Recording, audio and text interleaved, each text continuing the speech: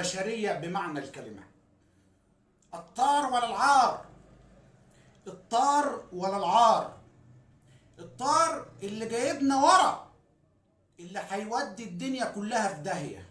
مجزرة بشرية حدثت في محافظة قنا، قلب الصعيد، قلب الصعيد المتمسك بقصة الطار وقصة الطار ولا العار، ودي حقنا وده مش حقنا، وحاجات كتير حصلت بسببها المجزرة هنقولها بالتفصيل. لكن ايه القصة وايه الحكاية؟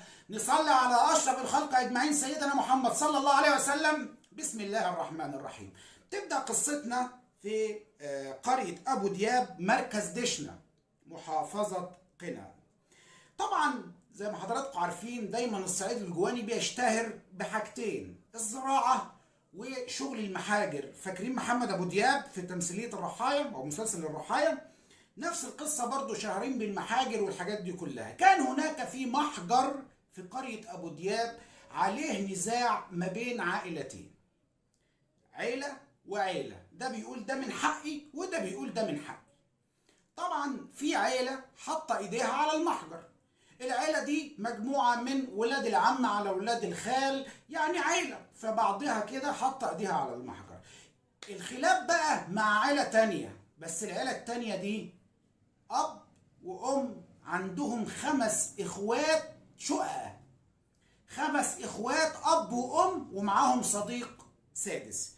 الإخوات اسمهم على الترتيب يوسف وشاهين ومحمد والبدري وسعيد. مش البدري بدار، ده بدري تاني. يوسف وشاهين ومحمد والبدري وسعيد، وليهم صديق اسمه نشأت. طبعا الإخوات ال5 عصبة، غير ان يكون ده ابن عم وده ابن عم وده ابن عم وده ابن خال، لا دول اخوات شقق من اب ومن ام.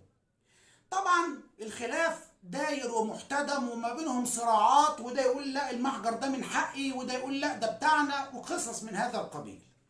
ابوهم جمع ال5 اولاد وقال لهم المحجر ده بتاعنا، ما تبقوش رجاله صعايده، رجاله من ظهر راجل، قال لما ترجعوا المحجر ده لينا.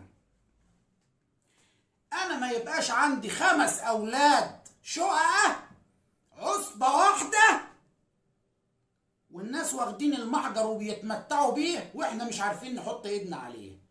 طبعا حضراتكم عارفين المحجر ده او المحاجر دي بياخدوا منها حاجات كتير، بتطلع فلوس رز. والخلاف طالع، والرجولة بقى والنخوة حتة بقى ايه، انت ازاي تاخد حقي؟ انا شايف انه حقي، فانا حتى توصل المواصيل لاي حاجة المهم ارجع حقي. قعد الاب يضغط عليهم لازم ترجعوا، انتوا مش رجاله، انتوا لو رجاله كنتوا جبتوا حق ابوكم، انتوا عرق الشجاعه والرجوله نطر في ال5 اولاد الشقق، وكل واحد خد سلاحه وقالوا له يابا ما نبقاش رجاله من ظهر راجل الا لما نرجع لك المحجر النهارده. تيجي معانا يا نشأت؟ قال لهم معاكم، صديقهم نشأت. اصبح ال5 يوسف وشاهين ومحمد والبدري وسعيد، ومعاهم نشأت 6. كل واحد خد آلي وطلع على المحجر في قرية أبو دياب. موجود العيلة اللي حاطة ده على المحجر شغالين، وهنا بقى يا معلم عينك ما تشوف الا النور، والرصاص ما بيفرقش بين غني وفقير. دب دب تر، وراحوا ماسكين مغربلين المحجر. بص، مجزرة بشرية، مجزرة حرفيا، دب دب دب دب، اللي اتصاب واللي مات واللي. المهم ان نتيجة هذه المجزرة كانت وفاة 4 أشخاص: حسني وعلي ومصطفى وأبو العزايم. حسني وعلي ومصطفى وأبو العزايم، ده غير المصابين الكتير، وغير اللي راحوا الإنعاش، وغير والإصابات الخطيرة، ومجزرة حرفيا. لكن ال4 اللي قلت لكم عليهم اللي هو حسني وعلي ومصطفى وأبو العزايم دول ماتوا وقتها، دب كده خلاص انتهت، ماتوا ال4. طبعا بتنتشر في المنطقة أو في يعني مركز قنا على حد السواق، يعني موضوع الطار.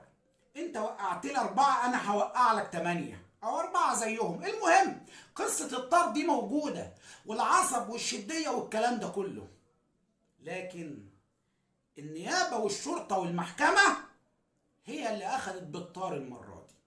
ايه اللي حصل؟ اللي حصل بعد المجزرة ديت اللي حصلت، تم تبليغ شرطة قنا، مركز شرطة دشنة، وراح حملة دخلت على المحجر، وطبعا خدت المصابين وودتهم المستشفيات، وخدت ال4 جثث اللي هم ولاد عم تقريبا، يعني ده ابن عم ده وده ابن خال ده، 4 جثث اللي هم حسني وعلي ومصطفى وبالعزايم، وتم دفنهم. وفي الوقت ده مين اللي عمل كده؟ قالوا من المصابين، قالوا فلان وفلان وفلان، اللي هم يوسف وشاهين ومحمد والبدري وسعيد ونشأت، ال5 اخوات ومعاهم صديقهم نشأت. طبعا الشرطة طبعا راحت دهمت بيت الحاج ابو الاولاد ال5، وتم القبض بالفعل على ال5 اخوات وصديقهم نشأت، 6 افراد، يوسف وشاهين ومحمد والبدري وسعيد ونشأت، تم القبض عليهم. طبعا هم بيعتبروا ان الموضوع ده موضوع فخر، بدليل ان هم لما خلصوا قتل في الناس رجعوا فخورين وفرحانين. افرح يابا، احنا رجالتك، خدنا لك بالطاقه، موتناهم كلك، هنروح بقى ناخد المحجر براحتنا. لكن جت الشرطه اخدتهم، وتحريات، اعترافات تفصيليه طبعا، لان ده بالنسبه لهم فخر. ايوه احنا اللي عملنا، ايوه ده واخدين المحجر بتاعنا، ده ارضنا يا باشا، ده مش عارف ايه يا باشا، اعترافات تفصيليه. العيله الثانيه طبعا الناس الموجوده فيها هديت لازم الاخوات دي يطلعوا عشان ناخدوا بالطار، وتفاقم الموضوع. وطبعا فضل ال6 افراد دول، ال5 الاخوات ونشأت، فضلوا محبوسين الى ان حكمت المحكمه بحكمها الرادع الذي انهى الطار.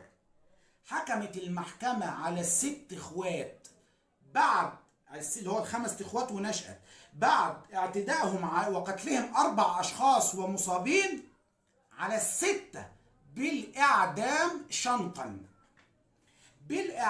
شنقا. وهنا الكاميرا هتروح بسرعه على ابو ال5 افراد. خدت ايه؟ مش جورج بقى بيقول لك خدت ايه؟ يلي بتقولوا الزمان ده مش عارف ايه، خدت ايه؟ حرضت ولادك ال5، عصبك، ظهرك، سندك، اهم طاروا ال5. هل المحجر ده يستاهل إراقة دم بني آدم واحد؟ لا، الغرور في الغطرسة خدتكم، ورحتم وضربتوا الناس بالنار وموتوهم. شكلك هيبقى ايه يا حاج وانت رايح تستلم جثث ولادك ال5 في جنازة واحدة؟ شكلك ايه؟ استفدت ايه؟ عمل لك ايه المحجر اللي انت كنت عايز تحط ايدك عليه؟ استفدت منه ايه؟ ضيعت يعني ليلة محجر راح ضحيته 10 افراد، 4 ماتوا اللي هم حسني وعلي ومصطفى وابو العزايم، و6 من الطرف الثاني اللي هم ال5 الاخوات يوسف وشاهين ومحمد والبدري وسعيد وصاحبهم اللي اسمه نجم. منظرك ايه يا حاج؟ منظرك ايه؟ العصبية وديتك لفين؟ طب هل انت مبسوط بعد ما ولادك ال5 راحوا؟ هل انت كده يعني الفرحة واخداك وعيالي طلعوا رجالة وراحوا غربلوه؟ ما هو ما كانش فيه طار. اصل انت لو هم ليك طار عندهم كان ده بياخدوا بالطار، لكن ده محجر في الاول وفي الاخر، ده يعني اكل عيش، بيبقى في خلافات، تعملوا قعده تقعدوا انت تاخد النص وهم ياخدوا النص، لو في ليك فيه فعلا بتتحل. لكن توصل انك تريق دم بني ادم، تريق دم 4 غير المصابين واللي في الانعاش، اديك خسرت ولادك ال5، 5 شباب تنتك وراهم لما خسرتهم جميعا بالاعدام. منظرك بقى ايه وانت رايح تجيبهم 5 جثث رايح تدفنهم؟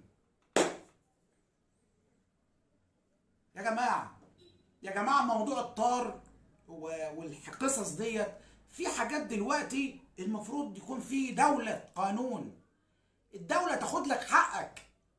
طبعا العيلة التانية هديت بعد ما تم الحكم عليهم بالإعدام، لأن لو ما حكمش عليهم بالإعدام كانت هتبقى مجزرة تانية، والعيلة دي هتطلع تاخد بطارها من العيلة دي وهلم جرة ومش هنخلص.